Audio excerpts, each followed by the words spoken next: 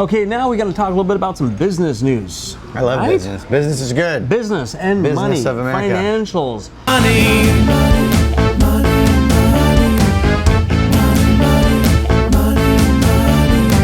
We came across a story. Actually, we talked about this an episode or two ago, I think, about Amazon buying Whole Foods.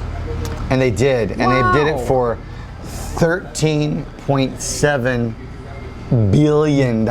With a B? With a B. Yeah. Wow. It's a lot of money. It's a lot of cheeseola. And I think they did it by a grocery store. And I think they did it in cash. Oh, probably, or stock options. Or Yeah, it's something crazy. Well, Amazon stock is like huge. So now, this changes a dynamic for a lot of people, and I know that Amazon employees or Whole Food employees and investors and stock watchers were worried that they would come in and try and automate the whole thing. Yeah. But it looks like their plan is to leave it running the way it is. I mean, how do you automate a grocery store? Somebody's got to put the oranges in that nice little pile, right? They do, but you don't. They're going to animate almost the rest of it because they do have a test store that they did in, I believe, upstate Washington, and it tracks you when you go in the store. So everything that you pick up, it knows that you picked it up and put it in your cart, and then when you walk out, you got a thing and you pay for it and you're out. It's like scans. So it's there's like no checkers. There's no nothing, and I think that's an amazing process. And we're always going to have those technological shifts, and it means that a job went away. I was going to say, I think this sounds like along putting jobs with that, it adds some other jobs somewhere else. Well, yeah, but it may not be for you. Yeah, and that's programmers the and engineers and developers are which is busy. where we have a problem, and that's a whole different show. But they're going to leave that alone. Good. What it does for them is now they have a different logistics advantage that they didn't have before, because they can now have these points, and they have a brand that's a solid brand. Well, Amazon is like the top in low quality and efficiency. I mean, the warehouses What do you mean by low quality? Not low quality. I'm sorry, low price point. Low price point, yeah. Yeah, I mean, they're not low quality. Yeah. I was sorry, like, never mind on low quality. Their shit's cheap. Their shit is cheap, and it's shit. No, but you know, the efficiency, low price, and their warehouses are dynamic and automated, and scanning and inventory control and all that technology can bring into, you know, the grocery business and then the delivery. Right. They have a ton of things, and they have they are a logistics company. Superpower. Yeah. They know how to get stuff from point A to point B. They use drones as well. Yeah, I heard about that. It's actually kind of interesting. They save millions of dollars a year just by having their drivers be able to have a drone that pops out of the top. I know UPS does the same thing. Pops out, it can go, so maybe they're out in a more rural area, and rather than having to go into every mile-and-a-half driveway, you know, out the countryside, they can stop it in one spot and send the drone out. The drone drops the thing out, the drone comes back, sits down, and they go off to the next point, which is amazing and stuff. That's a whole different thing. And everything's being delivered now. I mean, you can get food delivered from anywhere. Groceries. I use Amazon Fresh. I never tried that. I'm a huge fan. I have Prime, but now, Amazon Fresh, and this is where I think that this is going to be a big coup for them in that business, is that they already have local vendors that you can buy and have it delivered to your house. Yeah. So for a while, it was just like your normal staple stuff that you could get, so you didn't have to go to the grocery store.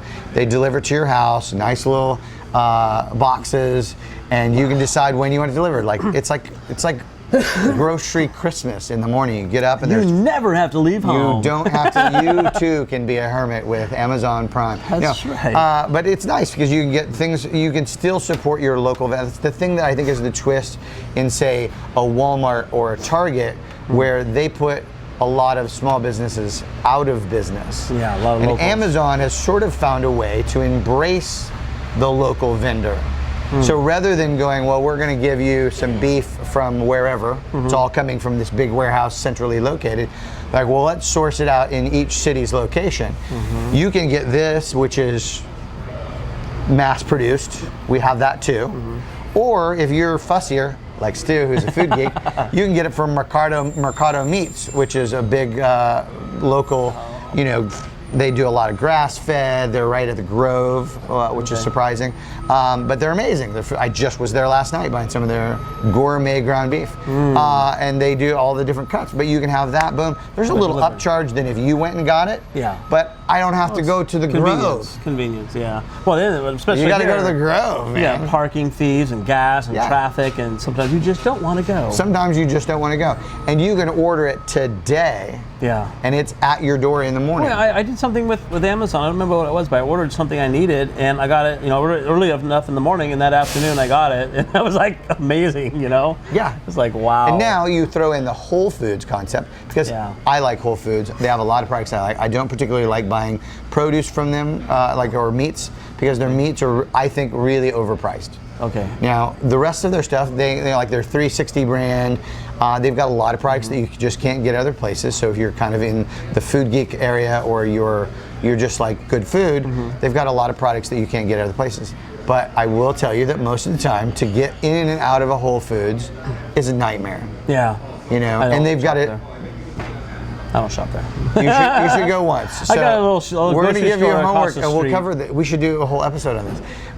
Dave goes to Whole Foods. So if you're familiar with LA, there's a Whole Foods across from the Grove. Okay.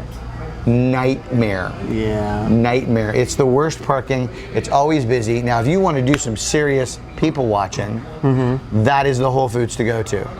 Everybody is so Hollywood. Yeah. In that particular one. Different than the Super King across from me. Everybody's so ghetto over there. It's crowded. You can't park. All that kind of stuff. You can't park. So I don't know if I'd rather go to. This is how so bad Hollywood it is or so at ghetto. that particular Whole Foods. It is easier to park at the Grove. Okay. Yeah. Walk through the Grove and across the street to go to Whole Foods than it is to park at Whole Foods and go to Whole Foods. I've been to the farmer's market out there. Yeah, the farmer's market. So Mercado Meats is in the farmer's market, which is not really so much of a farmer's market anymore. No. It's there for looks, but I think most of the produce, most of the fruits and vegetables and stuff they get are mass produced somewhere and brought in. It's not like when you go to a small local farmer's market where it's coming from an actual farm to that I think location. sometimes the adventure of going to a grocery store and going and shopping, and I guess you probably end up buying more if you're walking the aisles and you're like, oh, that looks good, versus if you order it online, you order exactly what you need. You do, or what you get. That is another thing. You save money that way. That is another thing that they've got, where they're giving you a lot of times extra savings if you have a monthly subscription, so to speak, for particular products, like the things that you know that you're going to use every month. Like toilet paper, toothpaste, paper towels, all those things. Okay. You just have it set up so that it just automatically goes into your shopping basket once a month, and you get your supply, and you don't ever reach over for the teepee, and you're like, because that's a terrible feeling. I hate it when that happens. Yeah, because honey, bring me a paper towel. Right? That's embarrassing. Are you like that now? We're going to do some bathroom sharing. How are you? I'm like, do not. There's no reason for you to ever be in the bathroom while I'm using it. Who, me?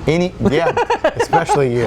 Don't think I'd want to do that. No, you're significant. Yeah, exactly. Sometimes I've had to open the door and throw something through the crack, I hope that landed close enough for you to get it, but I'm like, there's just some things that should remain a mystery in your relationship, and I think that is one of them. I don't know how we went from Amazon Fresh to that, but we did. It was a nice slide. Whole Foods. So we would like to hear about what you think about this acquisition, what it means to you. Are you a Whole Foods fan? They say, because of the logistics that it changes, that actually Whole Foods pricing will come down. Because they are known as whole check. That's more expensive. Now I think some of their stuff is more expensive, but I think their brand, like the 360 brand, is a really good quality. They do a lot of organic, fresh stuff. Their meats and stuff like that are kind of expensive. Yeah. Like I can literally go to a real actual butcher shop and pay less money than there. Wow. Yeah, that's good. Yeah. So and this is probably the beginning too, because when this is successful, Amazon's gonna be buying up everything. They kind of almost already are. Okay, so our business plan now is either win the lottery or create a business that Amazon or Netflix wants to buy. Exactly. Or show or content or something. Someone's got to buy our stuff. Somebody's got to buy our stuff. We're selling stuff.